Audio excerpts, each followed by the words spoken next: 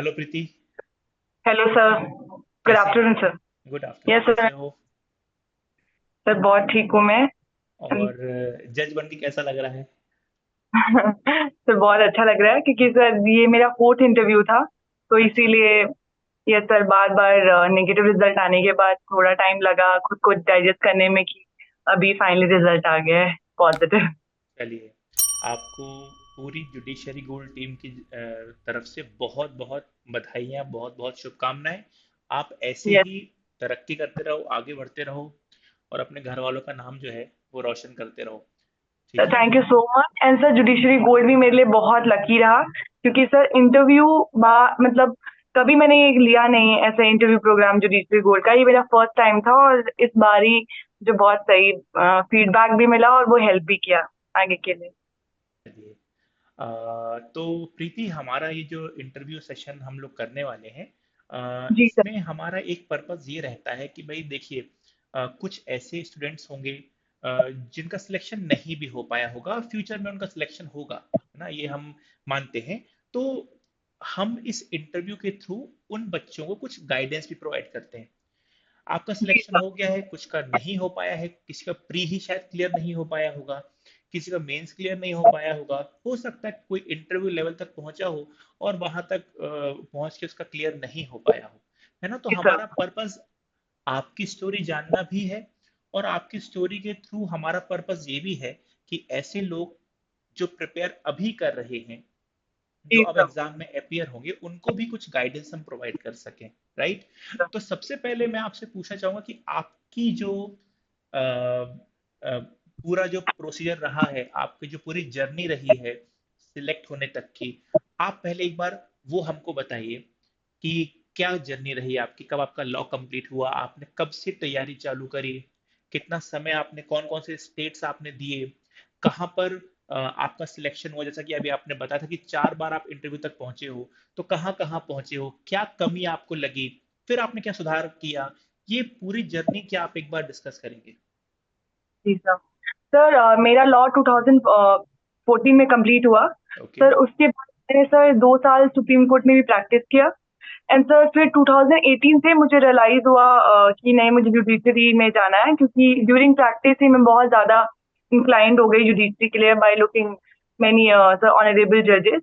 तो सर उसके बाद 2018 से मैंने स्टार्ट किया। एंड सर इन 2021 मैं गुजरात जुडिशियल सर्विसेज के लिए भी अपियर हुई थी।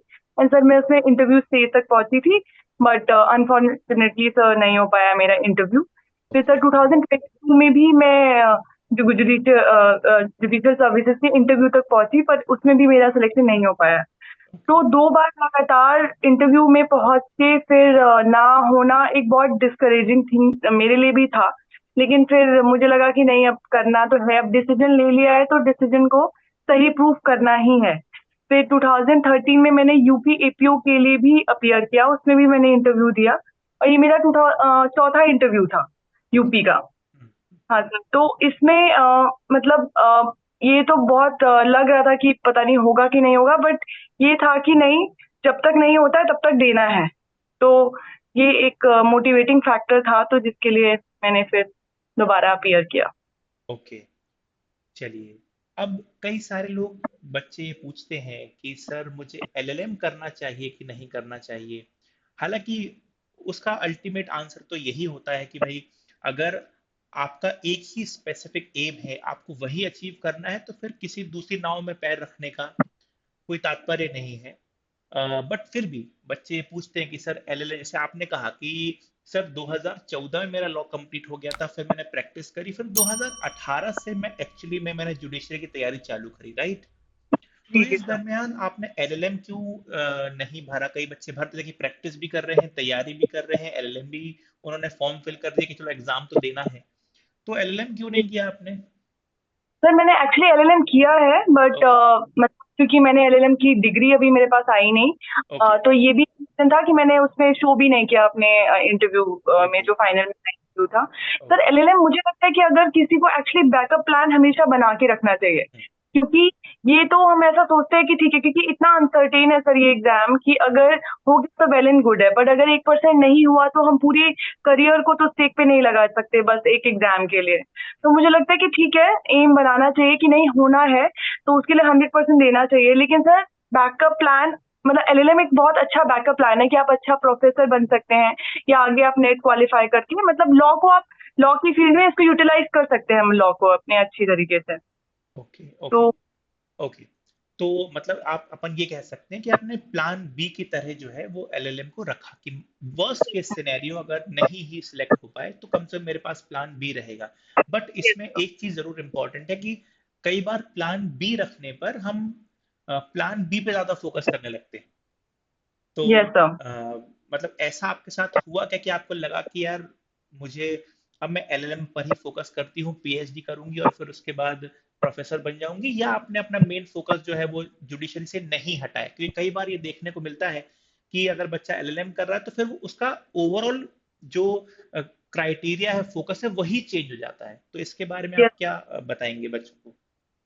सर अगर मैं देखूं कि एलएलएम, सर एलएलएम मेरा एक साइड में बैकअप प्लान इसलिए था क्योंकि सर जुडिशरी, क्योंकि मैंने प्रैक्टिस किया था, तो प्रैक्टिस के बाद मुझे यही लगता था कि अगर ये नहीं होगा तो वो एक मेरा एकदम लास्ट ऑप्शन होगा जिसमें मुझे कुछ नहीं है, तो ठीक है मैं ट्राई करूंगी कि मैं एक अच्छी टीचर बन सकूं। और क्योंकि मेरा फाइनल फोकस यही था, तो कभी डाइवर्ट नहीं हुआ, क्योंकि वो सर उसमें भी एक बहुत अच्छा डेडिकेशन चाहिए, जो मैं मानती हूँ कि मेरे अंदर टीचिंग को लेके बहुत अच्छा, I can not be a very good teacher I feel. And sir मैं बहुत शायद इतना डेडिकेटेड नहीं हूँ उसके लिए। तो मेरे लिए था कि ठीक है, I will try my level best अगर नहीं हो पाया तो। लेकिन सर मैं हमेशा फोकस पूरा इसी पे रखा था, कभी भी उसके लिए मैं डाइवर्ट नहीं हुई। ओके। अच्छा, एक चीज और, क्योंकि आपने अभी ये भी बताया कि आपने प्रैक्टिस करी है, तो जब आप जी। जुडिशरी की तैयारी में स्टार्ट आपने कर दी थी, क्या उसके बाद भी आप कोर्ट जाते थे, प्रैक्टिस करते थे, कि या उसके बाद फिर आपने पूरे तरीके से प्रैक्टिस से कट ऑफ कर लिया था? सर एक्चुअली ना हमें ऐसा लगता है कि हम प्रैक्टिस के साथ कर सकते हैं, और सर मैं डिस्करेज नहीं करना चाहती हूँ। जो बच्चे प्रैक्टिस कर रहे हैं वो भी टाइम निकाल के पढ़ सकते हैं, क्योंकि मुझे लगता है कि अगर 2-3 साल देने के बाद, बीइंग अ गर्ल शायद मैं लकी हूँ तो मेरे लिए मैं ज्यादा टाइम दे पाई, बट अगर कोई लड़का है या जिन कोई भी लड़की जिसके ऊपर ज्यादा जिम्मेदारियां हैं, तो सर मुझे लगता है कि प्रैक्टिस के साथ अगर मैनेज हो पाए तो बहुत अच्छा है। बट सर थोड़ी पॉसिबिलिटी कम होती है, क्योंकि प्रैक्टिस में भी पूरा सुबह से लेके शाम तक एक पूरा डेडिकेशन देना होता है। तो सर प्रैक्टिस के बाद टाइम मुझे रियलाइज हुआ कि मुझसे नहीं हो पाएगा। और फिर मैंने सर क्योंकि मैं 2019 में आई गॉट मैरिड ऑल्सो, तो सर शादी के बाद फिर कोविड टाइम में भी थोड़ा घर पे रहना, तो सर उस टाइम पे मुझे लगा कि मुझे पूरी तरीके से जुडिशरी के लिए ही डेडिकेट करना है। और सर क्योंकि मैंने कहीं से प्री मेंस के लिए कोई कोचिंग नहीं लिया था, तो सर सेल्फ स्टडी करना था, तो थोड़ा ज्यादा डेडिकेशन चाहिए था उसके लिए। Okay okay okay yes. Okay. तो आपने जो भी बताया उससे हम लोग ये कंक्लूड कर सकते हैं कि प्रायोरिटी हमेशा फिक्स होनी चाहिए।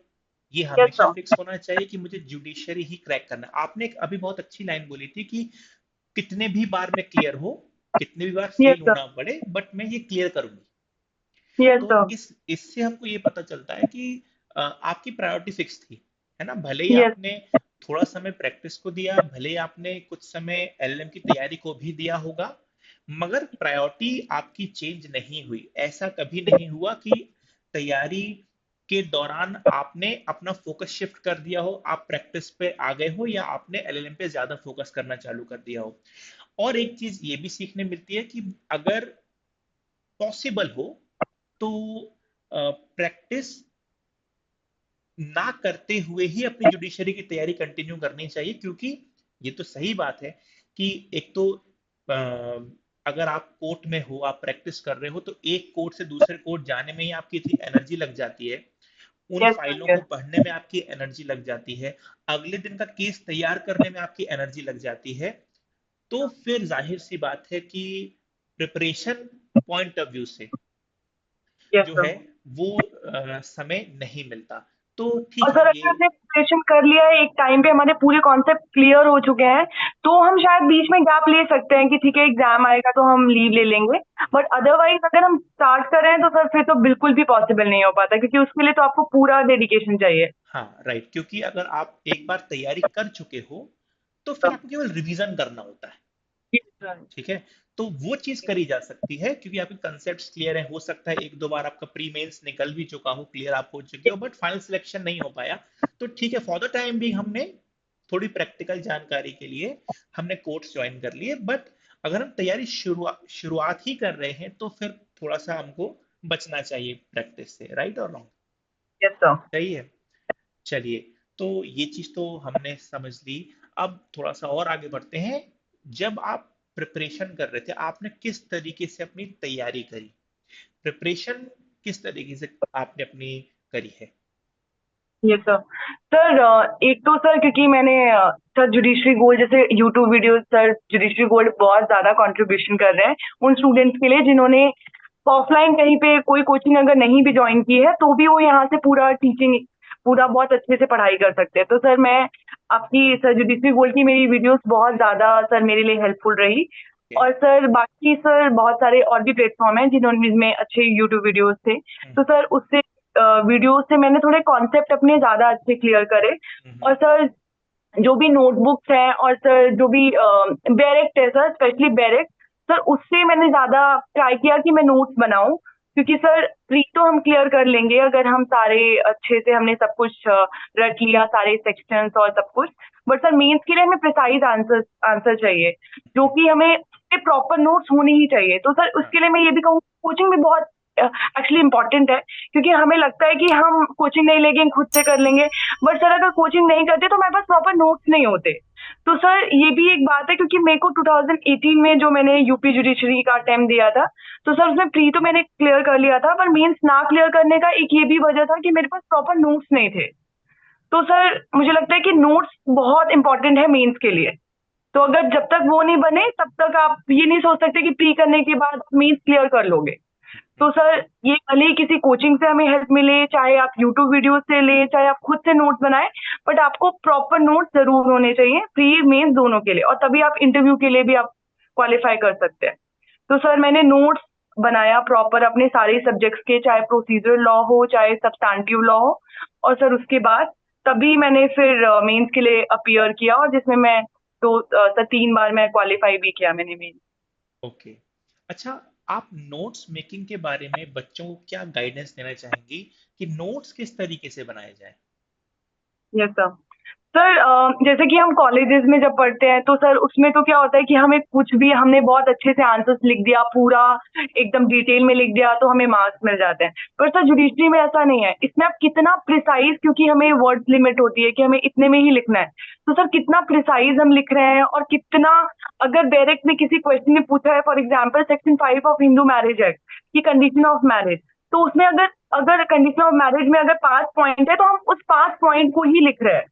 और उससे रिलेटेड कोई जजमेंट, कोई लीडिंग जजमेंट हो जिसको हमने पढ़ा है, तो बस हम वो लिखेंगे। हम उसमें बाकी की थ्योरी बाकी की सारी चीजों में हम ज्यादा फोकस नहीं करेंगे, उसको बस एक रेफरल पॉइंट की तरह ही दिखाएंगे। तो सर ये मेंस के लिए ये बहुत इंपॉर्टेंट है कि आप कितना प्रिसाइज नोट्स बनाते हैं और राइट। कितना प्रिसाइजली आप लिखते हैं। ठीक है, मतलब प्रिसाइज, और इससे एग्जाम के दौरान भी एक फायदा मिलता है कि जब हमने नोट्स अपने प्रिसाइज बनाए होते हैं तो तो हम उसको इजीली रिवाइज कर सकते हैं। अगर हमने बहुत बल्कि नोट्स बना लिए हैं या हमने बहुत सारी बुक्स को रेफर किया और बहुत सारी बातें लिख ली, तो एक तो इतनी यस सारी बातें हम याद भी नहीं रख सकते। यस वो भी एक सर। यस पॉइंट है, हम कितना भी लिख लें बट एक याद करने की एक लिमिट है कि भाई उससे ज्यादा हम नहीं कर सकते। एक टाइम पे हम उससे ज्यादा याद नहीं कर सकते। और फिर रिवाइज भी नहीं कर सकते कि अगर बहुत यस सारा लिख ले तो उतना टाइम रिवीजन को भी देना पड़ेगा। और जब एग्जाम पास में होता है तो उतना समय हम रिवीजन को भी नहीं दे पाते, क्योंकि बहुत सारे सब्जेक्ट एक ही टाइम पर हमको याद होने चाहिए, हमको रिवाइज करने हैं। तो जी। इससे ये भी बेनिफिट मिल जाता है, राइट? तो यस ये भी सही बात है। अच्छा, अब एक चीज और बताइए कि जैसा कि अभी हमारा कॉन्टेक्स्ट में आया कि बुक्स रेफर करना, यस तो जी। अब बच्चे ये भी पूछते हैं कि सर बुक्स कितनी रेफर करें, कौन सी रेफर करें, किस सब्जेक्ट में रेफर करें, किस में नहीं करें। तो आपने जो अपने नोट्स बनाए तो उसमें आपका बुक्स का क्या रोल था? सर सर AK जैन की कुछ नोट्स आते हैं, तो सर जो कि दिल्ली यूनिवर्सिटी में एप्लीकेबल है। हम्म, सर मैं कहूंगी मैंने उन नोट्स को भी, क्योंकि सर वही बात है, आपने जैसे बताया कि अगर हम पूरे टेक्स्ट बुक के चक्कर में पढ़ेंगे, हम सोचेंगे हम पूरा पढ़ के, तो सर वो बहुत टाइम टेकिंग है। हम्म, इट्स बेटर, ये तो अच्छी बात है कि हम पूरा टेक्स्ट बुक, चाहे CK टकवानी हो, चाहे सर जूरिस्प्रूडेंस के लिए हो, चाहे टॉर्ट के लिए हो, कोई भी बुक अगर आप रेफर कर रहे हैं और आप पढ़ के फिर आप एक कॉन्सेप्ट समझ रहे हैं, तो कॉन्सेप्ट समझने के लिए सही है। लेकिन सर फाइनल नोट हमें बेरेक से ही बनाना पड़ेगा, हम्म, और उसमें हम एक जजमेंट रेफर कर सकते हैं, उस बेरेक के सारे पॉइंट्स के साथ क्या जजमेंट है हम वो रेफर कर सकते हैं। और सर जैसे जो अनकॉडिफाइड लॉ है उसके लिए तो आपको फिर नोट, जैसे कि टॉर्ट हो गया, तो टॉर्ट के लिए तो सर आपको बुक पढ़ना ही पड़ेगा, उसी के बुक से ही हम नोट्स बना सकते हैं। पर जो कॉडिफाइड लॉ है उसमें हम डायरेक्ट से ही वो पॉइंट्स लेके उसी से प्रॉपर अगर हम नोट्स बनाए तो वो ज्यादा बेटर है, क्योंकि हम सिर्फ पॉइंट्स लिखेंगे। और कॉन्सेप्ट के लिए सर टेक्स्ट बुक जरूर रेफर करना चाहिए। अगर कोई कॉन्सेप्ट समझ में नहीं आ रहा है तो हम्म। आपके पास सारे कॉन्सेप्ट, सारे टेक्स्ट बुक होने चाहिए कि हम उससे रेफर करके समझ सकें उसका कॉन्सेप्ट। तो बट नोट्स बेटर है कि हम प्रिसाइज बनाएं, जितना प्रिसाइज हो सके। मतलब जो अपन ने कंक्लूजन निकाला इस बात से वो ये है कि प्राइमरीली हमको बैरेक्ट यूज करनी है, ट्रू सर। बैरेक्ट रीड करना है। हाँ, जहां हमको लग रहा है कि फंस रही है चीजें, जहां पर हमको लग रहा है कि यार यहाँ आ, ये इतना छोटा आंसर नहीं, और कुछ इसमें ऐड करना है, कुछ सब्सटेंशिएट करना है, इसमें कुछ चीजें इसमें ऐड करने, वहां पे हम बुक्स को रेफर कर लें तो वो ज्यादा बेटर है ना? जी सर। ठीक जी है। सर। अच्छा, अब यहाँ से एक बात और निकल के आती है कि जब हम तैयारी करते हैं, प्रिपरेशन करते हैं, तो फिर वही एक कॉमन सा सवाल जो हर बच्चा पूछता है, हम भी जवाब देते हैं, आप भी जवाब दीजिए कि सर, प्री मेंस इंटरव्यू मैं पहले काय की तैयारी करूं या मैं सबकी साथ में तैयारी करूं? जी सर। सर मैंने ये गलती किया था, क्योंकि मुझे लगा कि पहले मैं प्री की तैयारी कर लेती हूँ, फिर जब मेंस होगा तो फिर मैं मेंस की तैयारी करूंगी। तो सर यही रीजन था कि 2018 वाला जो अटेम्प्ट था मेरा यूपी का, सर मैंने प्री तो बहुत अच्छे मार्क्स से क्वालिफाई कर लिया, क्योंकि मैंने सारे कॉन्सेप्ट पढ़े थे, बार बार रिवीजन किया था। और sir bar bar revision is very important, क्योंकि जितना आप पढ़ेंगे उतना ही आपको अच्छे से याद होगा। लेकिन सर मेंस के टाइम पे अगर आपके पास नोट्स ही नहीं होंगे, तो आप इतने क्वेश्चंस, सारे टॉपिक्स आप कवर कैसे करेंगे? आप सिर्फ तो, हम लोग सिर्फ तो डायरेक्ट से पढ़ के तो नहीं कर सकते, क्योंकि वो सारा कंफ्यूजन होगा। तो सर मेंस के लिए नोट्स बनाना सबसे इंपॉर्टेंट है, मुझे लगता है कि पहली सीढ़ी होनी चाहिए। पहले हम नोट्स बना के तब हम प्री की तैयारी शुरू करें, जिससे कि अगर हम प्री क्लियर करते हैं तो हम मेंस भी क्वालिफाई करें और हम इंटरव्यू भी क्वालिफाई करें। अदरवाइज वो एक साल में प्री, फिर नेक्स्ट टाइम में हम मेंस क्लियर करेंगे। सर मेरे साथ भी यही हुआ, मैंने झारखंड का मेंस भी क्लियर नहीं कर पाई, मैं यूपी का भी मेंस क्लियर नहीं कर पाई। फिर उसके बाद आई रियलाइज कि मेरे पास प्रॉपर नोट्स ही नहीं है, तो इस यही रीजन है कि मैं मेंस क्वालिफाई नहीं कर पा रही हूँ। तो सर फिर जब मैंने प्रॉपर सारे नोट्स बनाए सारे सब्जेक्ट के, तब मेरे लिए बहुत इजी हो गया। सर नोट्स बनाने में चाहे कितनी भी मेहनत करनी पड़े, हमें ये नहीं सोचना चाहिए भले ही 2 दिन का 4 दिन लग जाए, पर ये नहीं सोचना चाहिए कि अभी टाइम वेस्ट हो रहा है, क्योंकि ये नोट्स आपके लिए आगे के लिए बहुत यूजफुल है। एग्जाम टाइम में आप सिर्फ इसी को एक बार बना के आप 30 बार पढ़ सकते हैं, बेटर है कि हम 30 बार नोट्स बनाएं। तो सर ये मुझे लगता है कि ये बहुत ही ज्यादा इंपॉर्टेंट है नोट्स बनाना। राइट। तो अगेन फिर कंक्लूजन हमारा वही निकला कि जी सर। पहले मेंस तैयार करो। अच्छा, जी पहले सर। जब अपन कहते हैं कि मेंस तैयार करो, तो उसका एक बहुत इंपॉर्टेंट पॉइंट ये भी होता है कि जब आप मेंस तैयार करते हो तो आप जी प्री भी तैयार कर रहे होते हो और इंटरव्यू भी तैयार कर रहे होते हो। सर। अगर आप सिर्फ जी प्री सर। की तैयारी कर रहे हो तो आप सिर्फ प्री की तैयारी कर रहे हो। जी सर। बट जब आप मेंस की तैयारी कर रहे हो तो आप प्री, मेंस और इंटरव्यू तीनों की तैयारी कर रहे हो, राइट? और जी सर। इसीलिए इसीलिए सबसे पहले और सबसे प्राइमरी फोकस हमारा होना चाहिए कि हमको मेंस तैयार करना है। जी सर। 60% आपका, 70% आपका प्री तो मेंस के साथ ही तैयार हो जाएगा, जी और बिल्कुल। इंटरव्यू तो पूरा ही तैयार हो जाएगा अगर आप मेंस जी। तैयार है आपका तो। और जी बचा सर। हुआ प्री का जो 30-40% है, वो नोटिफिकेशन के आ जाने के बाद जब हम ऑब्जेक्टिव क्वेश्चन सॉल्व करना चालू करेंगे तो हमारा जी वो सर। वैसे भी कवर हो जाएगा। और साथ में जरूर इसमें डायरेक्ट रीडिंग का बहुत इंपॉर्टेंस रहता है, बहुत इंपॉर्टेंट बहुत रहता है जी इंपॉर्टेंस सर। है कि आपको। अच्छा, एक चीज और यहीं से अपन सवाल आता है बच्चों का, सर बेयरेट को कितने बार पढ़ना है? कई बार स्टूडेंट्स ये पूछते हैं कि सर ये बार वाला कंसेप्ट, सर एक आंसर को कितने बार लिखूं? एक सब्जेक्ट को कितने बार पढूं, जी रिवीजन सर। कितने बार करूं, है ना? जी। तो ये बार वाले के जो क्वेश्चन है इसमें आप क्या कहोगे कि कितने बार करना चाहिए? तो डायरेक्ट देखेंगे तो मुझे लगता है सर, आई थिंक उसमें मार्क करके और पढ़ के मुझे ऐसा लगता था कि पता नहीं ये बुक्स भी मैंने इतनी गंदी कर ली है, क्योंकि मैंने अगर एग्जाम है तो मुझे सेटिस्फेक्शन ही नहीं मिलता था, इसलिए मैं सारे बुक्स पैक करके लेके जाती थी कोई भी एग्जाम होता था, क्योंकि मुझे लगता था जब मैं एग्जाम के पहले भी अगर 2 बार रिवाइज नहीं किया, एक बार रिवाइज नहीं किया, तो मुझे सेटिस्फेक्शन नहीं होगा कि मेरा प्रिपेयर है। तो सर मतलब इसका तो मुझे लगता है कि डायरेक्ट तो ऐसी चीज है कि जो आपको मतलब मल्टीपल टाइम आप कितना रिवाइज कर सकते हैं, आपको कितना कॉन्सेप्ट पूरा आपको एकदम मगअप है, क्योंकि वहां पे आप कोई रिस्क नहीं ले सकते। अगर प्रीलिम्स है तो तब तो पूरे सेक्शन लर्न होने चाहिए, या फिर अंदर कोई भी कॉन्सेप्ट आ गया तो आपको पता होना चाहिए।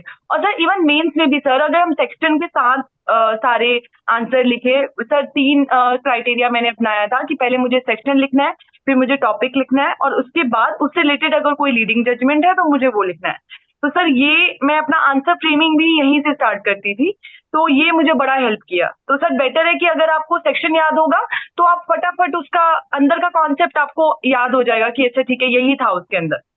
तो जितनी बार रिवाइज करें इसका तो मतलब कोई सर तोड़ ही नहीं है बेसिकली। हाँ, तो इसका तो एक ही जवाब है कि भाई जब तक फाइनल सिलेक्शन नहीं हो जाता सर। तब जी तक सर। जितने बार पढ़ सकते हो उतने बार पढ़ो, राइट? जी सर। जी सर। अच्छा, डायरेक्ट रीडिंग की जब हम बात करते हैं तो उसमें एक और बड़ा इंपॉर्टेंट एस्पेक्ट आता है, इंडेक्स रीडिंग का। जी सर। डायरेक्ट में मतलब सेक्शन 1 पढ़ लिया, 2 पढ़ लिया, 3 पढ़ लिया, वो तो एक अलग बात हो गई। जी इंडेक्स सर। रीडिंग पे आप क्या कहोगे? जी sir. Sir I was very bad in index reading, क्योंकि मुझे लगता था कि सारे चैप्टर्स और फिर सारे सेक्शन, बट सर मुझे लगता है ये बहुत इंपॉर्टेंट है, क्योंकि कई बार प्रीलिम्स में ऐसा होता था कि अगर चैप्टर से रिलेटेड कोई क्वेश्चन आ गया है तो वो उनसे सही होते थे जिन्होंने असली इंडेक्स अच्छे से पढ़ा है। और सर हमें लगता है कि ये बहुत वास्ट चीज है, बट अगर थोड़ा 5 मिनट 10 मिनट करके अगर हम इंडेक्स पढ़ लेते हैं तो उससे हमारे 2-3 क्वेश्चन ठीक हो जाते हैं। तो राइट। सर इंडेक्स बहुत ही ज्यादा इंपॉर्टेंट है, जिसमें मैं बहुत अच्छी नहीं थी, बट मैं इससे मुझे कई बार रिpercussion भी झेलना पड़ा। तो मैं ये सजेस्ट करना चाहूंगी कि इंडेक्स बहुत इंपॉर्टेंट है, वहीं से आप स्टार्ट करें तो वो पूरा सर डायरेक्ट बहुत इजी बन जाता है एकदम लर्न करने के लिए। और तो वो जब आप इंडेक्स रीडिंग करते हो तब आप एक्चुअली सेक्शन की हेडिंग पढ़ रहे होते हो, और जी कई सर। बार ऐसा होता है कि सेक्शन की हेडिंग से आपको बहुत सारी बातें अपने आप याद हो जाती हैं। वो जो जी ऑब्जेक्टिव क्वेश्चन बना, जो जिसमें कि डायरेक्टली सेक्शन का नंबर ही पूछ लिया, वो तो बन ही गया।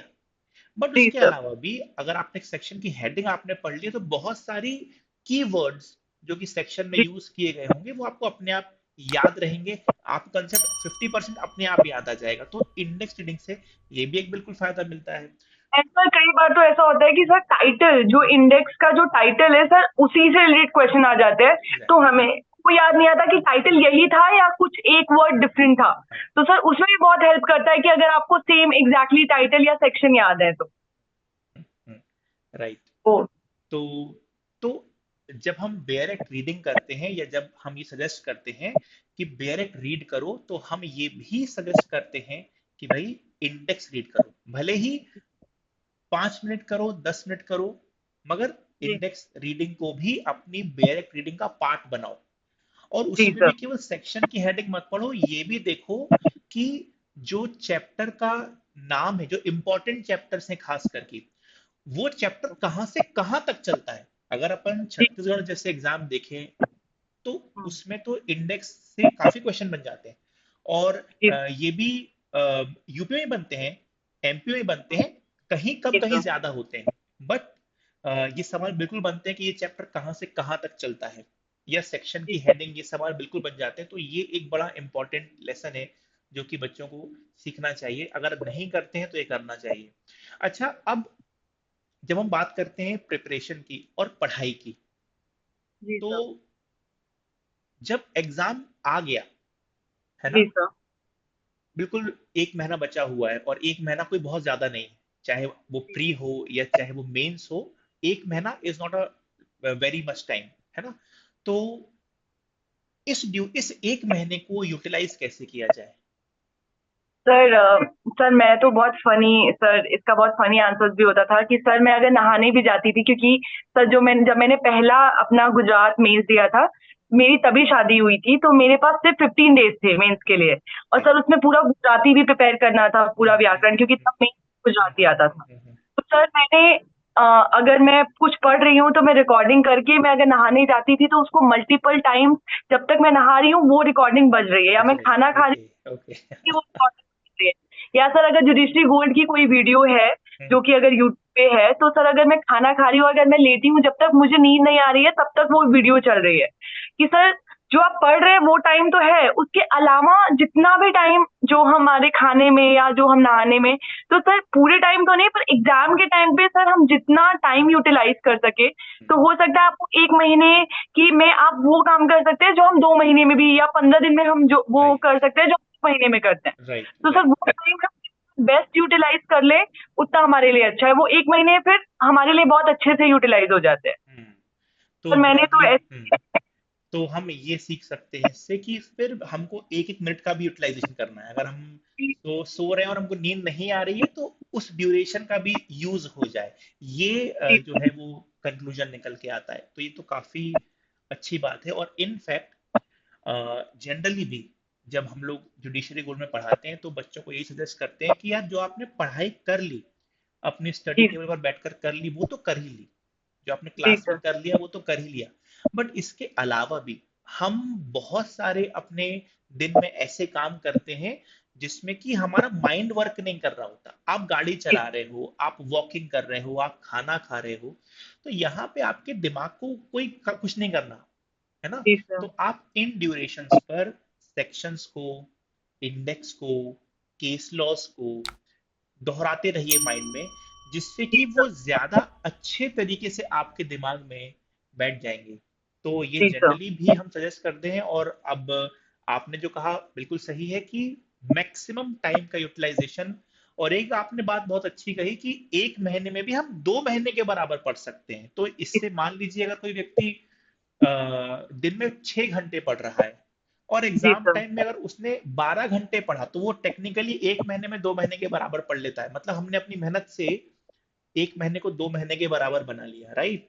कभी कभी ऐसा होता है सर कि हमारे पास टाइम, हमें लगता है कि और बच्चों को ज्यादा टाइम मिल गया, या किसी वजह से हमारे पास बहुत कम टाइम मिला हमें मेंस में, तो सर फिर भी डिसहार्टन नहीं होना है, क्योंकि वो टाइम आपको कैसे यूटिलाइज करना है ये हमारे ऊपर है कि हम उस 15 दिन को कितना बेस्ट यूटिलाइज कर सके। हो सकता है जिसको 2 महीने मिला है उन्होंने भी इतने अच्छे से यूटिलाइज नहीं किया जो हम 15 दिन में यूटिलाइज कर लें। राइट।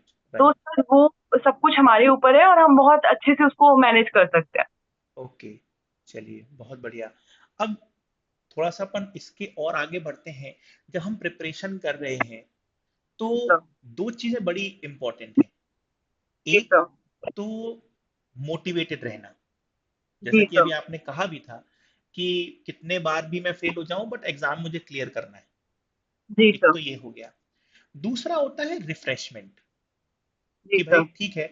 देखिए, अब मैं यहाँ पे आखिरी मंथ की बात नहीं कर रहा हूँ। ये आखिरी मंथ में तो रिफ्रेशमेंट वाला कुछ नहीं है, आपको तो अपना 100% दे देना है। जी सर। मगर अभी कई बार ऐसा होता है कि जब जब वैकेंसी सामने नहीं दिख रही होती, जी जब सर। नोटिफिकेशन सामने नहीं होता, या हो सकता जी है कि अभी मैंने कोई एग्जाम दिया है और मेरा सिलेक्शन उसमें नहीं हो पाया, अब मुझे लगता है कि यार अब अगले 6 महीने 8 महीने कोई वैकेंसी नहीं है।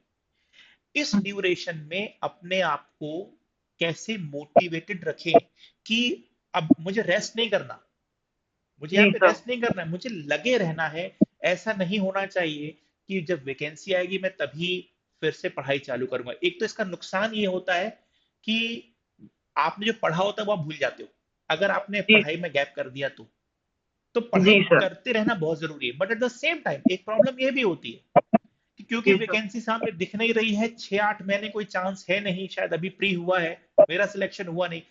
अब मैं अपने आप को कैसे इस तरीके से मोटिवेट करूं कि नहीं, मुझे पढ़ाई कंटिन्यू करना है, मुझे रुकना नहीं है।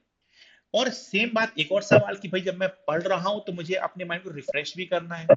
तो ये जी सर। दोनों एस्पेक्ट्स में आपका क्या कहना है? जी सर।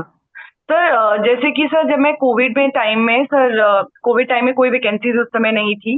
तो सर उस समय भी मुझे लगा कि अगर ये बेस्ट टाइम, जब भी सर कोई वैकेंसी नहीं है तो सर उस समय एक्चुअली बेस्ट टाइम होता है हमारे लिए कोई नोट्स बनाने के लिए, या अगर जिसमें हम ज्यादा टाइम लेते हैं, क्योंकि अगर एग्जाम आ गया तब तो हम नोट्स बनाने नहीं बैठ सकते हैं।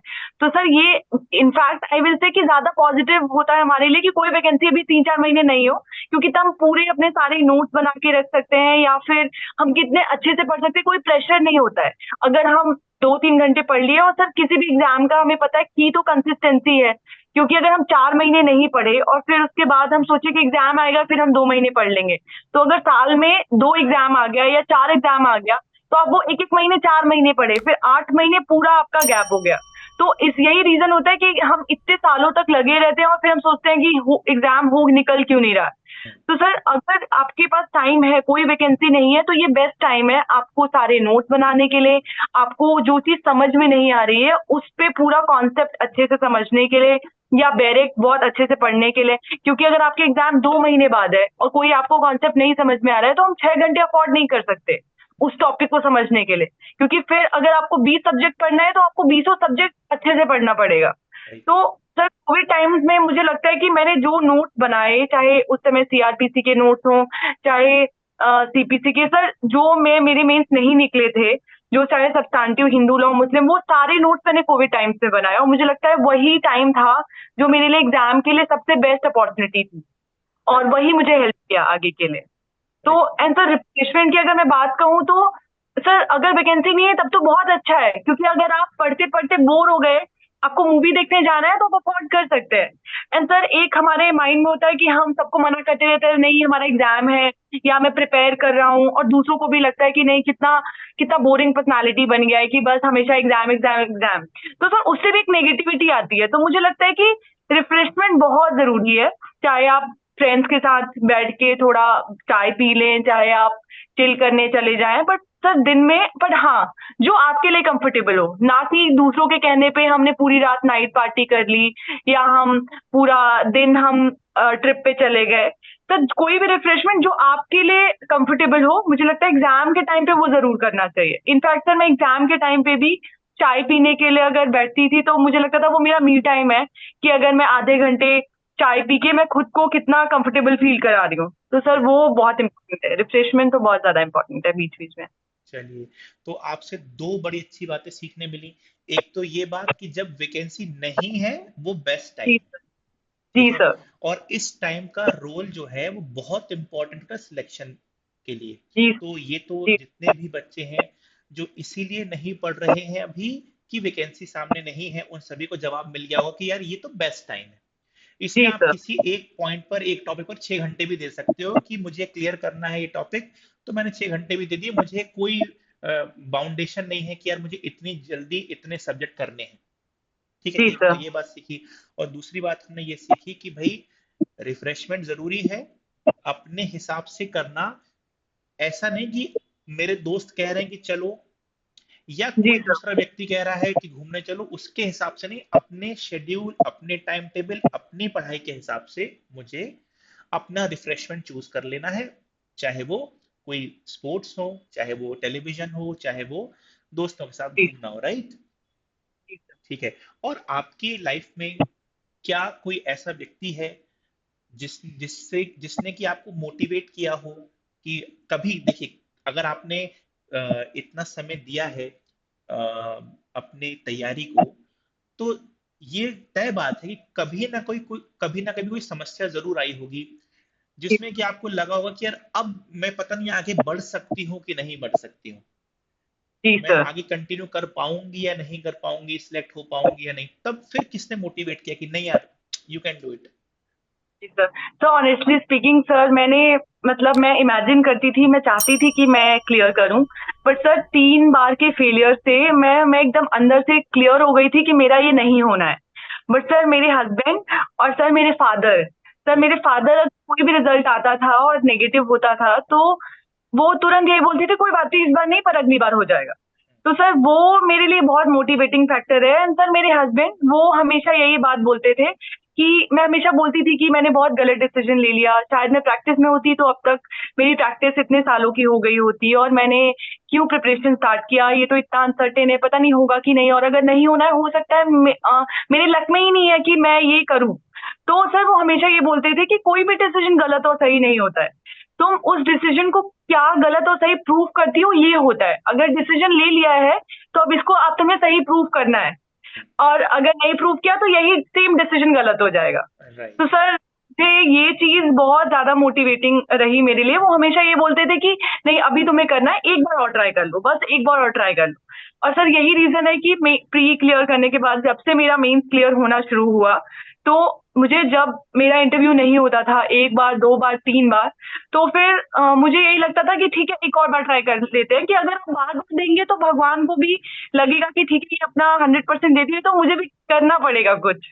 तो सर मुझे लगता है कि डिसीजन आप अगर आपने ले लिया है तो उसको सही प्रूव करना आपके हाथ में है, और आपको ये प्रूव करना है। राइट। अभी हमने जैसे आपका इंटरव्यू हम कंडक्ट कर रहे हैं, कुछ और बच्चों से मैंने ऐसे ही बात करी जिनका सिलेक्शन हुआ है। तो सबकी बातों से यही निकल के आता है कि किसी पॉइंट ऑफ टाइम पे हमको लगता है कि यार दूसरे मुझसे आगे निकल गए, या ये लगता है कि शायद मैं कुछ और कर रहा होता तो इससे जी बेटर जगह पर होता।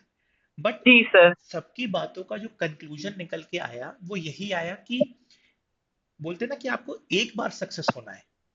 जी मतलब सर। आप 4 बार फेल हो गए, इससे फर्क नहीं पड़ा, बट एक बार सक्सेसफुल हो गए तो आप उस जी जगह पर पहुंच जाते हो जहां पर बहुत लोग नहीं है। जी तो सर। जी सर। आप केवल एक बार सक्सेसफुल होना होता है, यही हमारा मैसेज सभी बच्चों को है। बहुत सारे बच्चे ऐसे होंगे जिनका क्लियर नहीं हो पाया होगा, बट अगेन बात वही है कि एक बार और। राइट। जी सर। सर अगर क्लियर नहीं हुआ है तो सर मैं वो समझ सकती हूँ, क्योंकि मैंने 3 बार इस फेज से गई हूँ, और सर कई बार मैंने मेंस भी लिखा है जिसमें मेरा मेंस भी नहीं होता था। तो सर अगर हम उसी पे गिव अप कर देते हैं, क्योंकि सर मेरे बहुत सारे फ्रेंड्स हैं जिन्होंने 3 बार इंटरव्यू देने के बाद उनको रियलाइज हुआ कि नहीं अब नहीं हो रहा है तो मतलब नहीं हो रहा है, तो सर उन्होंने गिव अप ही कर दिया। बट सर क्या पता वो इतने इंटेलिजेंट है, क्योंकि सर कई बार जो कुछ बच्चे हैं जिनका प्रीलिम्स भी क्लियर नहीं हुआ है, बट मे बी वो बहुत इंटेलिजेंट है, या हो सकता है वो मुझसे भी बहुत, किसी से भी बहुत इंटेलिजेंट है। बट यही रीजन है क्योंकि वो वहीं पे छोड़ देते हैं कि अब नहीं हो रहा है, मेंस नहीं क्वालिफाई हो रहा है तो कोई बात नहीं। तो वो ट्राई ट्राई करना कि क्वालिफाई होगा, इसमें इसमें अगर एफर्ट नहीं करते तो वहीं पे रुक जाते। तो मुझे लगता है सर कि मतलब ट्राई करते रहना चाहिए। ठीक है, जब तक नहीं होगा तब तक लोग कहेंगे आपका डिसीजन गलत है, कुछ और लाइफ में करो। और आई थिंक अब एक टाइम होता है हर चीज का, और ये चीज खत्म है। बट अगर आप इतना क्लोज आ गए हैं और आपको लगता है कि नहीं आप कर सकते हैं, तो मुझे लगता है सर पूरा पूरा अपना एफर्ट देना चाहिए। और एक दिन तो सर जरूर वो आता है फिर जब भगवान को भी सुनना पड़ता है। तो राइट। अच्छा, आपकी आपसे मैंने जितने भी बातें करी उससे एक चीज जरूर सामने आई कि अ, आपने सारी चीजों के बीच में एक बैलेंस बना के रखा। मतलब चाहे जी वो सर। मोटिवेशनल फैक्टर्स हो, या वो रिफ्रेशमेंट हो, या वो पढ़ाई हो। और पढ़ाई में भी प्री मेंस, इन दोनों के बीच में बैलेंस बना के रखा कि हाँ भाई मैं प्री भी पढ़ रही हूँ, मैं मेंस भी पढ़ रही हूँ। जी और सर। प्री पे मैंने, ये अलग बात है कि मैंने प्रायोरिटी कभी प्री को दी थी, फिर मुझे समझ में आया कि यार पहले मेंस जरूरी है, तो पहले पहले मैंने मेंस की पढ़ाई करी, अपने नोट्स बनाए। और सबसे खास बात कि जिस समय को सबसे ज्यादा यूटिलाइज किए जाने की आवश्यकता थी, आपने उस समय का सबसे अच्छा यूटिलाइजेशन किया। जी सर। तो ये बाकी बच्चे जरूर आपसे सीख सकते हैं कि केवल इसलिए बैठे रहना, या पढ़ाई ना करना, या डीमोटिवेटेड हो जाना कि यार मेरा हुआ नहीं, या मेरा हो नहीं पाएगा। देखिए, सिलेक्शन होने से पहले तो किसी को नहीं पता होता कि सिलेक्शन हो जाएगा। वो तो सिलेक्शन होने के बाद पता चलता है कि हाँ सिलेक्शन हो गया। राइट। ये हो भी सकता है सर, तब रियलाइज होता है कि सिलेक्शन हो भी सकता है, क्योंकि उसके एग्जैक्टली। पहले लगता है कि ये होना ही नहीं है, या फिर पता नहीं वो टाइम आएगा कि नहीं आएगा। तो सर लगता है कि नहीं ये भी है पहलू इसका, और होता भी है सिलेक्शन। राइट। तो तो कंसिस्टेंसी बना के रखनी चाहिए, कंटिन्यूस को यस गिव अप नहीं करना चाहिए। पहले मेंस पढ़ो, मेंस पढ़ते हैं तो साथ में प्री इंटरव्यू वैसे भी आपका चलता है। एग्जाम पर नोटिफिकेशन आ गया, फिर हमने ऑब्जेक्टिव सॉल्व करना चालू किए, फिर मेंस जब हमने प्री निकल गया तो मेंस के नोट्स हमारे बने हुए हैं, हमने मेंस की पढ़ाई चालू कर दी। अब यहाँ पर एक सवाल और आता है, राइटिंग प्रैक्टिस, जी सर। है ना? राइटिंग प्रैक्टिस के लिए क्या किया आपने? जी सर।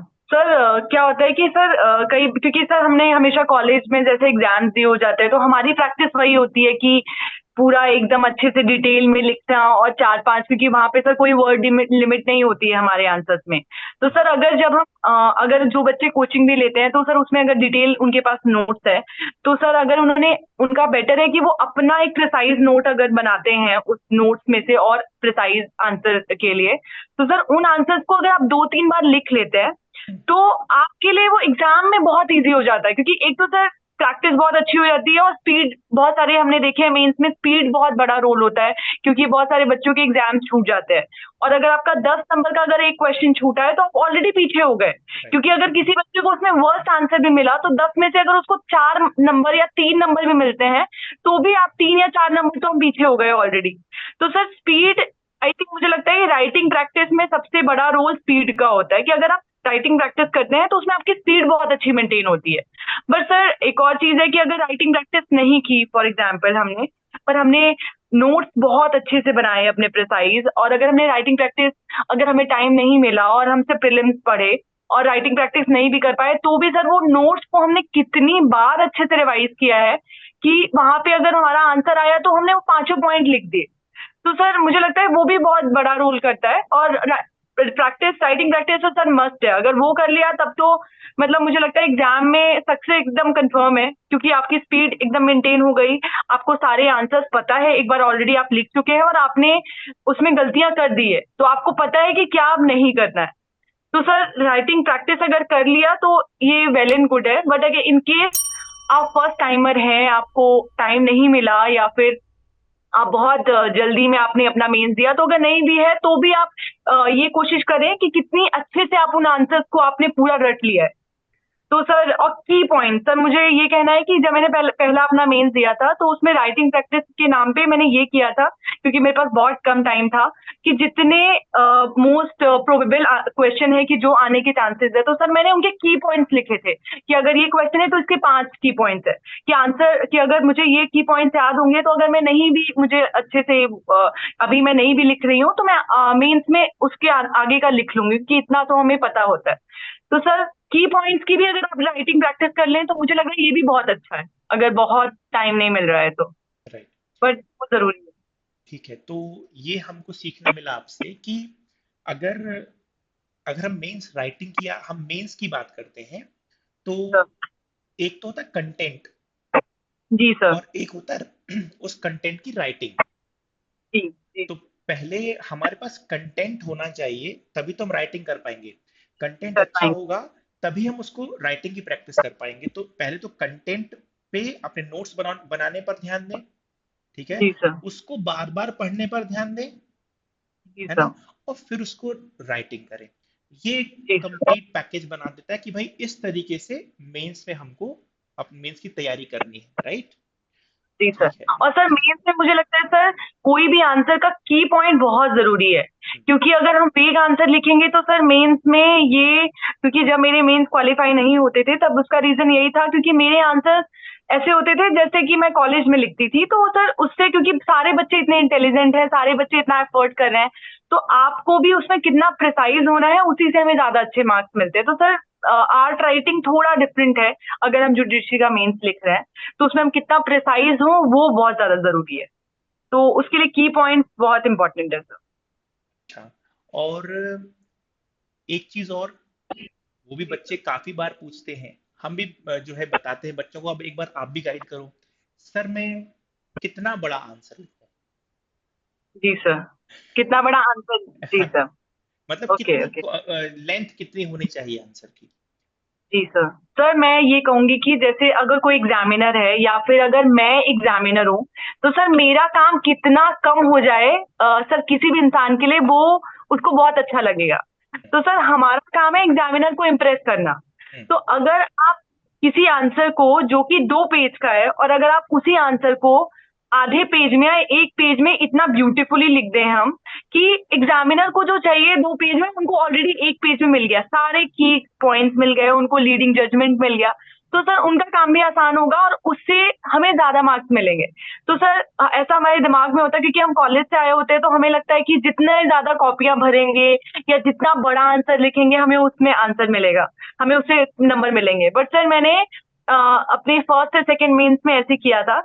बट फिर मुझे जब तभी मेरा मेंस बिल्कुल क्लियर नहीं होता था जब मैं तीन तीन कॉपियां सर ऐड करके लेती थी। और अच्छा। सर जब मेरा फर्स्ट मेंस क्लियर हुआ तब मैंने ऑलरेडी अपनी कॉपी में कुछ पेजेस छोड़े हुए थे, सिर्फ और सिर्फ की पॉइंट्स लिखे थे ओके। कि अगर ये आंसर है तो कितना प्रिसाइज मैं की पॉइंट्स लिख के उसका एक लीडिंग जजमेंट लिख के और सेक्शन के साथ लिख के। तो सर एग्जामिनर का और काम कम होता है, बट वो जो आप छोटा आंसर लिख रहे हैं और कितना प्रिसाइज लिख रहे हैं, सर वो सबसे बेस्ट सारे पॉइंट्स इंक्लूड होने चाहिए। क्योंकि कभी कभी हमारे पास 10 पॉइंट है, उसमें से हो सकता है 5 ही पॉइंट रेलिवेंट है, बट अगर हम अगला जो 5 है उसको लिख दें और रेलिवेंट पॉइंट नहीं लिखे तो सर कोई फायदा नहीं है।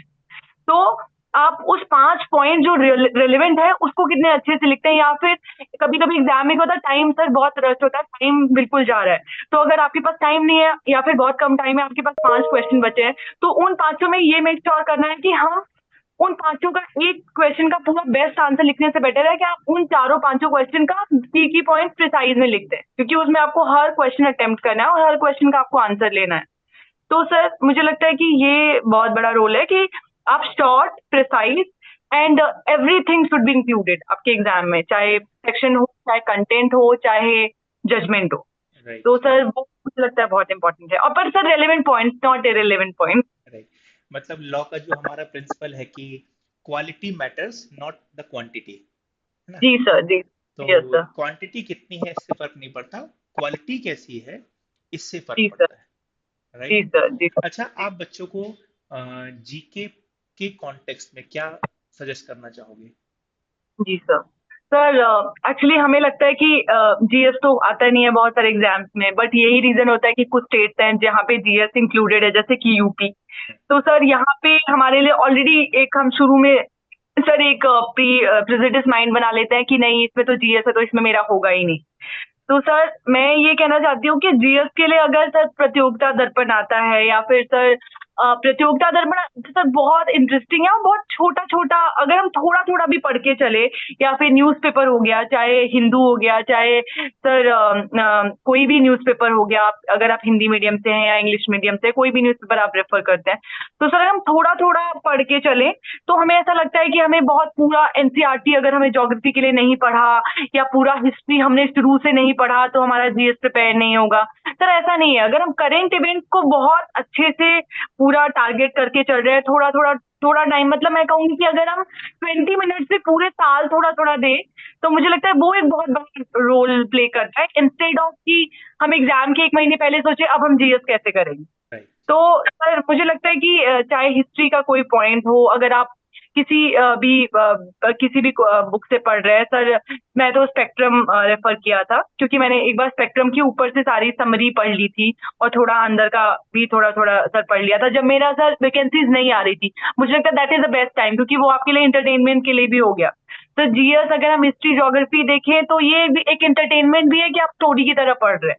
तो मुझे लगता है कि आप थोड़ा टाइम, अगर आप और कहीं भी ट्रेवल कर रहे हैं या फिर कहीं भी आप ऐसे जा रहे हैं, तो उसमें एज आप अपने एंटरटेनमेंट के लिए ही मैगजीन्स पढ़ते रहे, तो वो सर बहुत इंपॉर्टेंट है।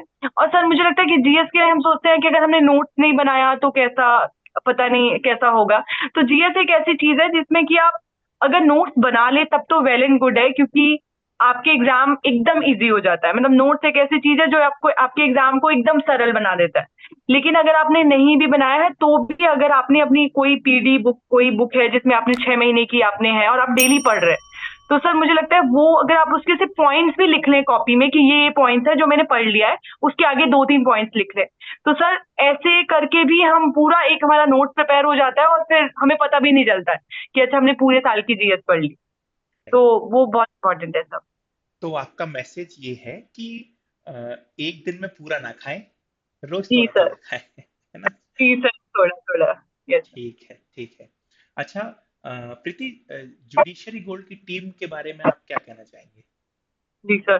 सर मैं तो सर मैं अपने हस्बैंड को भी बोल रही थी, क्योंकि सर जब ये लॉन्च हुआ और सर उसके पहले, क्योंकि सर कभी भी जुडिशरी के बहुत सारे लॉ के बहुत सारे वीडियोस ऑल्दो हैं यूट्यूब पे जो बहुत ही हेल्पफुल रहे, बट उसका कोई भी सर एकदम कंपाइल्ड कोई वीडियो नहीं रहा जिसमें कि प्रॉपर एक एक डायरेक्ट पे फोकस किया जाए और फिर सारे उसको बहुत अच्छे से। सर जैसे कि अगर हम यूपी में जो 9 सब्जेक्ट थे, माइनर सब्जेक्ट, तो सर उनको मैं कहूंगी कि मैंने उनको अलग से कोई टाइम ही नहीं दिया। बस जुडिशरी गोल्ड की वीडियोस, अगर मैं खाना खा रही हूँ या मैं नहा रही हूँ, सर एक बार पहली बार तो मैंने बैठ के नोट बना लिया, बहुत अच्छे से पढ़ा, क्योंकि उसमें आपको पूरा कंसंट्रेशन देना है।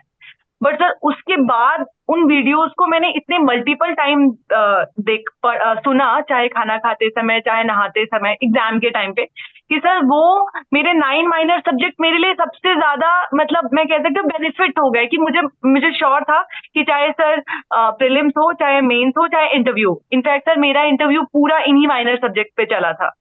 चाहे चाहे पॉस्को हो, चाहे सेक्सुअल हरासमेंट ये हो, चाहे सर डीबी का एक्ट हो, तो सब पूरा ये चला था। तो सर मेरे कॉन्सेप्ट तो जुडिशरी गोल्ड की वजह से इन वीडियोस से बहुत हेल्पफुल रहा।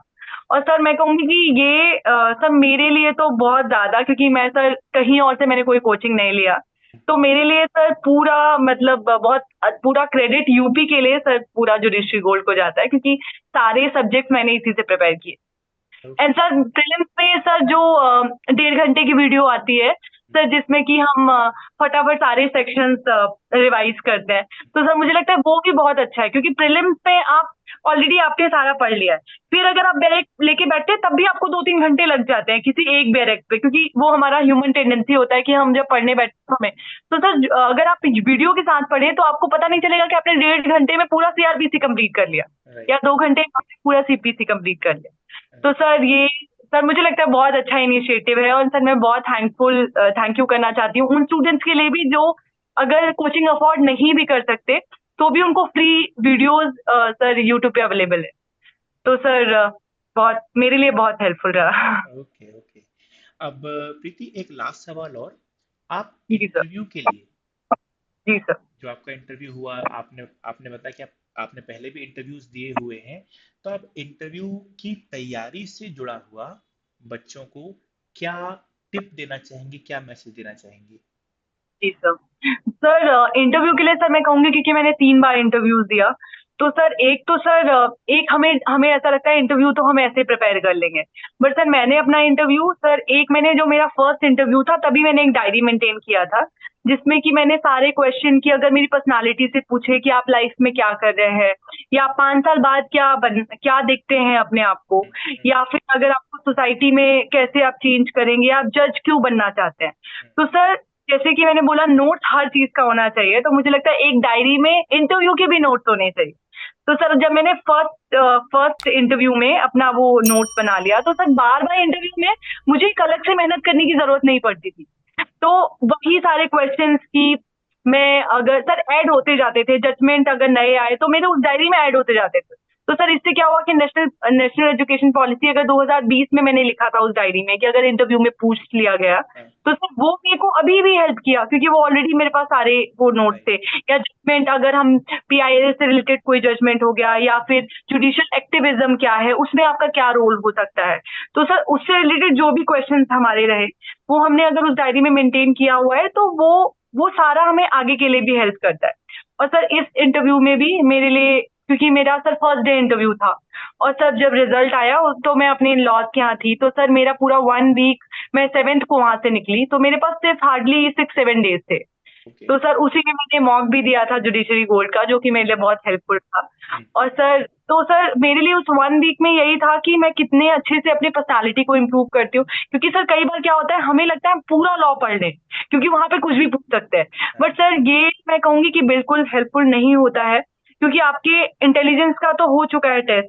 तो सर वहां पे मतलब मेरे से एक ही क्वेश्चन था जो मैं आंसर नहीं कर पाई थी, सर वो था प्रिजम्पशन, सर एविडेंस एक्ट में। तो सर वो तो मतलब एक ऐसी चीज है जो मुझे वर्ड टू वर्ड याद है, लेकिन वहां पे मैं ब्लैंक हो गई, क्योंकि मैं एक दिन पहले भी मुझे लगा कि मैं सब कुछ अच्छे से प्रिपेयर कर लूं, और इतनी बार मल्टीपल टाइम्स रिवाइज करना लॉ को, तो सर मुझे लगता है कि ठीक है, वो ठीक है, हमें ऑब्वियसली रिवाइज करके जाना है लॉ को, लेकिन सर आपको अपनी पर्सनालिटी पे भी बहुत ज्यादा ध्यान देना है कि आप गलती से उठ नहीं जाए बिना बोले, या फिर आपका स्टेट ऑफ माइंड कितना रिफ्रेश है उस समय अगर उन्होंने क्वेश्चन पूछा तो हम कितने अच्छे से सुन के उसको आंसर कर देते हैं।